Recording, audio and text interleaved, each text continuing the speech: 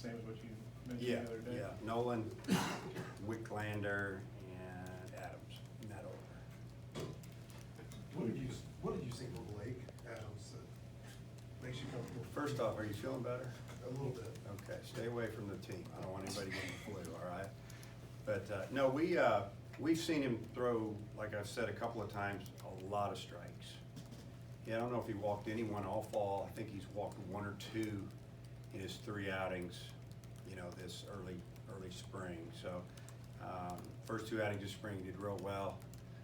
The last outing, you know, I stacked it, pretty much put the starting team against guys that were gonna start, and he had a rough first inning or 2, and then after that, he really settled in and did a nice job. So, you know, we just wanna make sure that we've got older guys in the bullpen this first weekend, for sure. Who starts out as your closer? You know, that's a real good question.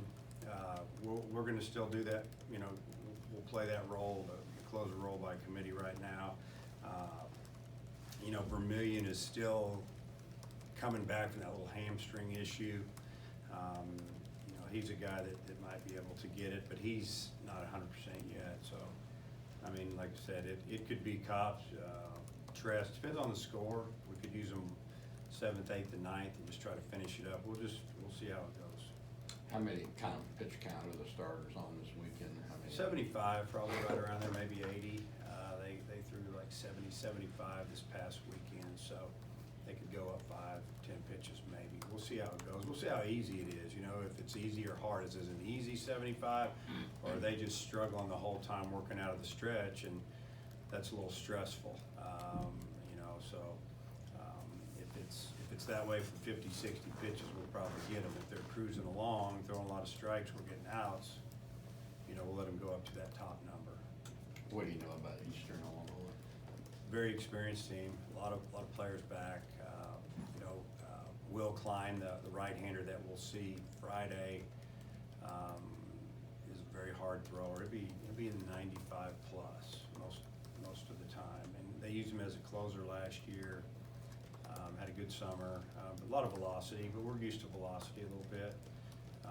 Lost some power, lost a lot of their home runs, but got back a good amount of their hitters. Second day starter is going to be a junior college transfer lefty, and then Sunday will be another left-hander that was in the program last year. We faced him, not more of a softer thrower, mid-80s type guy, you know, and got a lot of innings for him. So, you know, just what we know from playing him last year, and then doing the best we can to find out everything else with the new guys. What was Blake's response when you told him that he was going to be in the starting rotation? Well, you probably have to talk to Coach Hobbs about that, because he told him. But I'm sure he was extremely excited about it, probably a little nervous about it at the same time. And you know, we told him before he threw this past weekend, so we wanted to put that a little bit of pressure on him, see how he handled it. And I thought he did a pretty good job. Hey Dave, you know, obviously Casey Martin has some Kirsten, they've been playing from the get-go, but now they're going to their draft eligible year. I mean, we get an email every 5 minutes from Michael if they've made this All-American team or whatever. How do you think those guys are handling that, or going to handle it, and what have you said to them about it? Well, I think they've handled it pretty well so far. You know, I think they knew this day was coming, or this year was coming, so obviously, and that they were going to be, you know, featured in a lot of stories, and there's going to be a lot of talk about them, and that they played just about every game since they walked on campus, and that they're pro-type guys. So, you know, we'll see how it evolves. I think if they struggle a little bit here and there, I don't think you can just solely say that they're worried about the draft. It's just baseball sometimes. Heston's pretty level-headed, and I don't feel like it's going to faze him too much. And if he slumps a little bit, I just feel like that's part of the game a little bit.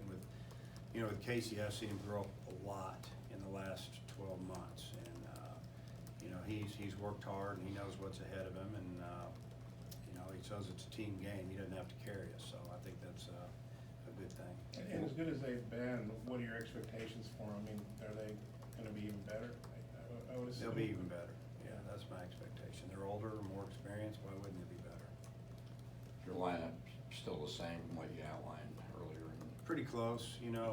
Jacob Nesbitt's been swinging the bat really well. I mean, we'll still hit him down in the order, and Franklin will probably hit 2 holes. Same lineup that I threw out there 3 times this past weekend. You mentioned Zebulon's still coming back. You healthy otherwise? Yes, yeah, everybody's pretty much ready to go, and, trying to make sure that, for example, if they're supposed to throw a bullpen the next day or two, then the plan has to be, hey, they're not throwing Friday, they're going Saturday, or if they threw yesterday. We just, we're on a pretty good plan, and guys have to be upfront with us on how they feel, but, an example, last weekend, Zach Morris didn't throw, and he threw extremely well the weekend before, but he's fine now, and he's good to go. Dave, the bar's been pretty high here your whole time, but is it raised to a little higher level when you first back-to-back, Omaha appearances, and then a lot of high expectations again with how good you guys look on paper anyway? Yeah, I think the expectations are probably at an all-time high around here just because of, what's gone on the last couple of years, and we've got some returners back. People see it that, you're supposed to get better and do what you did last year and maybe take a step forward. That's fine. I think the players are good with that, and, the success has been good. It's helped our recruiting. It's helped, obviously, grow our fan base and contributed to, a new facility going up for our players in the future. So, yeah, it's all a plus, and, I think the players, they kind of embrace it a little bit. They like it. Speaking about the improvement in the stadium, what have you been told, or is there a certain finite date, or maybe Well, I think next year is a stretch a little bit. I think, I've been told that after the season, and I'm probably talking later in the summer, that they'll be able to pinpoint a time a lot more, and give us some options. Because, would we want to move in mid-season in 21? Would we want to wait till the end of the year? Because you're going to have, seats out there that, are they going to be able to use those in 21? And so there's probably still a lot out there. I don't think that they're going to know exactly on that date. I mean, kind of like today, they're not working out their day too much with this weather, but there's going to be some times where they're going to be able to go as much as they want. So, but I've seen a lot of progress out there. There's a lot of, obviously, groundwork that's got to be done, and before you see anything going up, I don't think you'll see anything going up maybe till summer.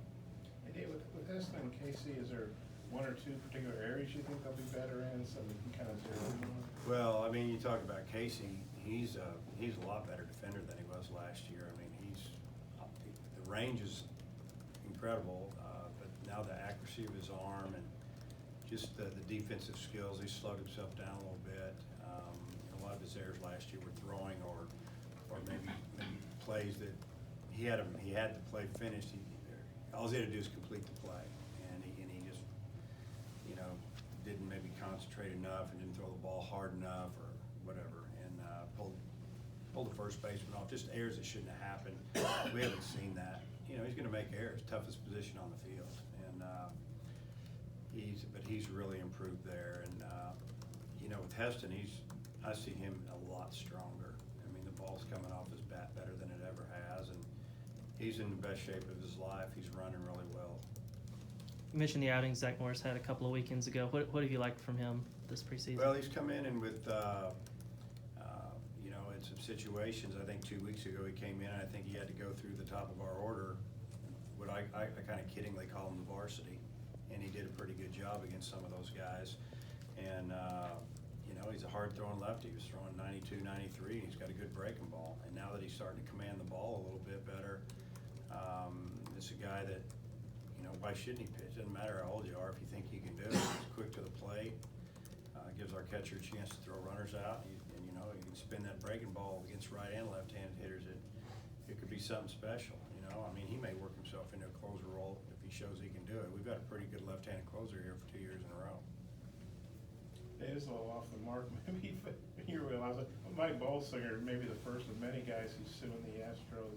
Did you see that? What are your thoughts on that? Yeah, I saw it. I don't know. I mean, it's individual choice. You got to do what you got to do, and I'm sure it's frustrating for a lot of pitchers at that level. I mean, it's such a fine line for some guys. You think about getting demoted after having a bad outing when possibly they knew everything you were throwing, and you're trying to make a living, and, you know, he's got a family. I get it, you know, it's frustration there, and who knows what it's all, you know, affected in the trickle-down effect. It's, you know, so we'll just follow that one. I mean, I don't know a whole lot more than anybody else does on that situation, just what I've read.